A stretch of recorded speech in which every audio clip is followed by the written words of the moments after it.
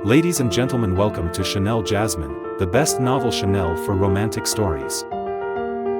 Hai guys, selamat datang di channel Jasmine, channel terbaik untuk menyimak novel-novel romantis. Mohon dukung channel ini dengan subscribe, like dan share video-video yang ada di channel ini. Terima kasih. Kaisar Agung Seni Bela Diri bab 633. Suara gemuruh mengguncang sekeliling, dan jeritan kesakitan yang memilukan terdengar dari mulut Susing.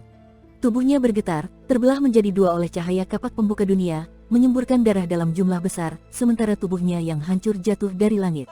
Jika kekuatannya tidak ditekan, mungkin ia masih bisa menahan teknik luar biasa dari Luo Xiu ini. Namun, di tempat ini, kekuatannya hanya bisa mencapai tingkat Dewa Langit. Di hadapan Luo Xiu, dia bagaikan seekor semut. Luo Xiu mengulurkan tangannya dan mengambil cincin penyimpanan serta tombak api milik Susing, lalu menjentikkan jarinya. Sebuah tebasan pedang energi membelah tubuh Susing, dan dia mengambil inti ilahinya. Inti ilahi itu berwarna merah menyala, seperti matahari. Ternyata itu adalah inti ilahi tingkat Raja Dewa yang mengandung hukum api tingkat keempat. Sebelumnya, Luo Xiu juga pernah membunuh beberapa Raja Dewa, tetapi inti ilahi mereka kebanyakan hanya mengandung energi jiwa murni, tanpa kekuatan hukum. Perbedaan ini disebabkan oleh variasi dalam teknik kultivasi. Teknik yang bisa menyimpan hukum dalam inti ilahi tergolong lebih tinggi, seperti teknik kehidupan dan kematian langit miliknya, yang mengintegrasikan hukum kehidupan dan kematian ke dalam inti ilahi, sehingga pada akhirnya inti ilahi itu akan berubah bentuk menjadi cakram kehidupan dan kematian. Saat ini, inti ilahinya hampir sepenuhnya berbentuk cakram kehidupan dan kematian. Ketika transformasi itu sempurna, itu juga akan menjadi saat jiwa dan kesadarannya mencapai tingkat Raja Dewa. Jika ada seorang Dewa Langit yang mempelajari hukum api, mereka bisa memahami rahasia Raja Dewa Api setelah menyerap inti ilahi ini. Sebagai inti ilahi tingkat Raja Dewa, inti ilahi yang dimiliki Luo Xiu ini, yang mengandung hukum api tingkat keempat, jelas jauh lebih berharga daripada inti ilahi manapun yang pernah dia peroleh sebelumnya. Ketika Luo Xiu membuka cincin penyimpanan Susing, ia tersenyum puas.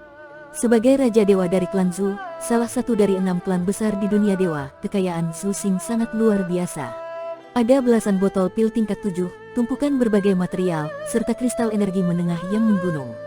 Bahkan ada 30 lebih kristal energi tingkat tinggi. Kristal energi tingkat tinggi merupakan sumber daya yang digunakan oleh Kaisar Dewa untuk berlatih. Meskipun perbandingan pertukarannya adalah 1 kristal energi tingkat tinggi untuk 1000 kristal energi menengah, hampir tidak ada yang mau menukarnya karena energi dalam kristal energi tingkat tinggi jauh lebih murni, sehingga dapat meningkatkan kekuatan Kaisar Dewa. Pada tingkat Kaisar Dewa, menyerap kristal energi menengah tidak lagi berpengaruh untuk meningkatkan kekuatan, sehingga kristal energi tingkat tinggi menjadi semakin berharga. Bagi Raja Dewa, menyerap energi dari kristal energi tingkat tinggi jauh lebih efektif dibandingkan menyerap 1000 kristal energi menengah, karena kualitas energi tidak bisa digantikan hanya dengan kuantitas. Satu senjata Raja Dewa biasanya bernilai sekitar 2 juta kristal energi menengah. Kekayaan Susing ini setidaknya bernilai lebih dari 10 juta. Biasanya, kekayaan seorang Raja Dewa sekitar beberapa juta, bahkan ada Raja Dewa yang tidak memiliki senjata tingkat Raja Dewa.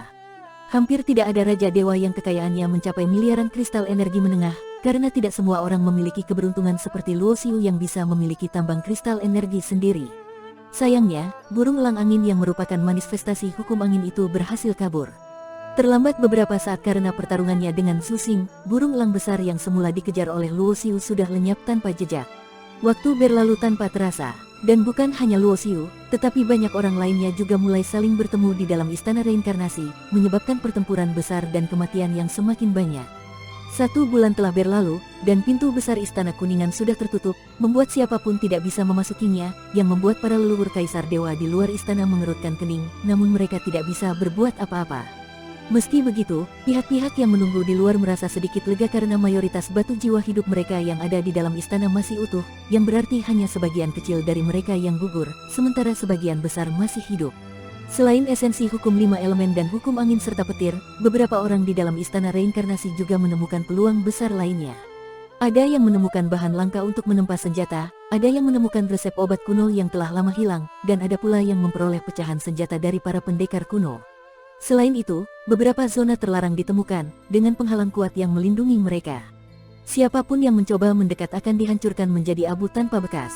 Luo Xiu tiba di depan sebuah ruangan dengan pintu tertutup, yang berkilau dengan penghalang energi kuat.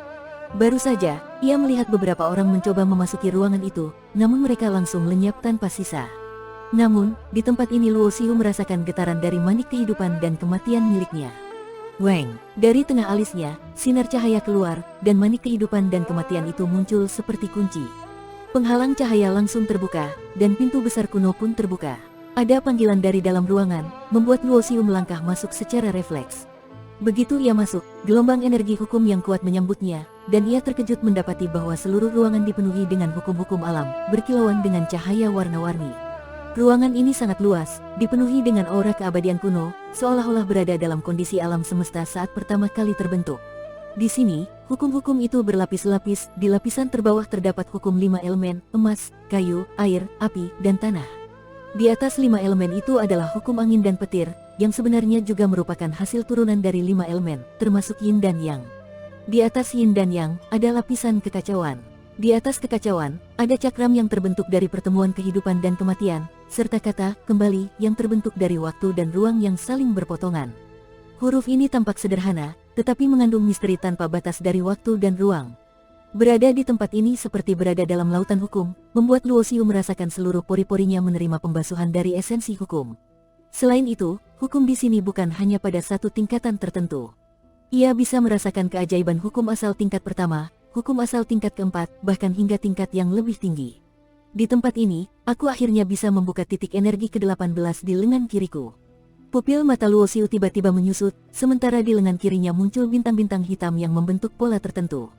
Di tengah 17 bintang itu, muncullah sebuah pusaran, yang menjadi titik energi ke-18. Begitu titik energi ini berhasil dilatih secara sempurna, maka titik energi di lengan kirinya akan selesai sepenuhnya. Dia akan mendapatkan kekuatan hidup yang melimpah, dan kekuatannya akan meningkat secara signifikan. Duar, energi hukum di sekitarnya mulai bergetar, dan kekuatan hukum yang melimpah tertarik ke pusaran di titik energi ke-18 di lengan kiri Luo Xiu, menyedotnya dengan cepat. Dalam sekejap, tubuh Luo Xiu pun tenggelam dalam kekuatan ini, dan anehnya tubuhnya mulai terurai, berubah menjadi sebuah hamparan bintang. Di dalam hamparan bintang yang terbentuk dari tubuhnya, inti ilahinya bersinar dalam dua warna, hitam dan putih, mengandung esensi kehidupan dan kematian serta menyatukan waktu dan ruang. Inti ilahinya tampak seperti bintang di pusat angkasa, bagaikan bintang utama dari seluruh semesta ini. Kesadarannya berfokus pada inti ilahi, memperhatikan segalanya, dan menciptakan jalannya dalam seni bela diri. Tubuhnya seperti langit dan bumi, dapat berubah menjadi angkasa, menampung reinkarnasi. Inti ilahinya mengkonsolidasikan kehidupan dan kematian, mengumpulkan waktu dan ruang, perlahan-lahan berubah menjadi cakram kehidupan dan kematian, mulai menunjukkan bentuk reinkarnasi. 18 bintang emas muncul, berputar di sekitar inti ilahi bagaikan satelit. Kemudian 17 bintang hitam muncul, diikuti oleh bayangan bintang hitam ke-18 yang semakin kokoh. Dalam angkasa yang terbentuk dari tubuhnya ini, Luo Xiu merasa seperti penguasa tertinggi, dengan semua hukum dan aturan di bawah kendalinya. Inikah rasanya mengendalikan hukum langit? Luo Xiu merenung, mengingat aliran pengendali hukum langit kuno yang mampu mengendalikan kehidupan dan kematian semua makhluk di alam semesta. Perbedaannya adalah Luo Xiu hanya mengendalikan hukum dalam angkasa yang dia bentuk dari dirinya sendiri, sedangkan para pengendali hukum langit kuno ingin mengendalikan hukum alam semesta itu sendiri. Betapa pekatnya kekuatan hukum di sini. Di saat itu, seorang pemuda memasuki ruangan dan merasakan kekuatan hukum yang melimpah di sekitarnya. Pemuda itu adalah murid dari klan Zhao yang pernah dilihat Luo Xiu sebelumnya. Ketika Luo Xiu memasuki ruangan ini dengan bantuan manik kehidupan dan kematian, penghalang terbuka, memungkinkan pemuda ini masuk. Begitu masuk, pemuda itu langsung memperhatikan hamparan bintang di tengah lautan hukum. Berubah menjadi angkasa, ambisi besar, pandangan pemuda klan Zhao tajam, langsung tertuju pada bintang utama yang terbentuk dari inti ilahi Luo Xiu. Di saat pemuda klan Zhao itu menatapnya, Luo Xiu merasa ada niat membunuh tajam seperti tombak yang menusuk langsung ke dalam jiwanya. Pemuda dari klan Zhao ini sangat kuat, dengan kekuatan setara Raja Dewa, meskipun ditekan oleh aturan istana reinkarnasi ke tingkat Dewa Iblis, namun tetap memiliki kekuatan luar biasa. Pergi, Luo Xiu memerintahkan dalam pikirannya, langsung mengirimkan pesan ke kesadaran pemuda klan Zhao. Niat membunuh yang tajam seperti tombak segera hancur berkeping-keping di bawah kekuatan mental Luo Xiu. Kata pergi itu seperti palu berat yang menghantam kesadaran pemuda klan Zhao, membuatnya mundur 2 langkah dengan wajah yang berubah. Belum ada yang berani memperlakukan aku seperti ini di dunia dewa. Kau benar-benar berani. Wajah pemuda klan Zhao tampak dingin. Dia mengangkat tangannya, dan muncul tombak biru yang memancarkan aura tajam, senjata Raja Dewa tingkat tertinggi. Namun, dia tidak segera menyerang. Dia hanya menatap bintang-bintang yang terbentuk dari tubuh Luo Xiu, tampaknya berhati-hati. Pergi, atau mati. Luo Xiu kembali menyampaikan pesan, niat membunuh yang mengerikan menciptakan tekanan yang membentuk wajah besar yang menatap pemuda klan Zhao itu. Cuma gertakan, sepertinya kau sedang menjalani teknik rahasia tertentu. Kalau tidak, kau pasti sudah menyerangku. Mata pemuda klan Zhao itu berkilau, dan dia tiba-tiba melempar tombak birunya yang berubah menjadi cahaya putih yang melesat ke arah Luo Xiu. Kau cari mati. Luo Xiu dipenuhi niat membunuh. Memang benar dia sedang berada dalam momen penting dalam latihan, dan bintang ke-18 di lengannya hampir sempurna. Boom! Di bawah kendalinya, 18 bintang emas mulai melayang. Setiap bintang memiliki kekuatan setara senjata Dewa Langit. Ke-18, bintang itu membentuk formasi pertahanan.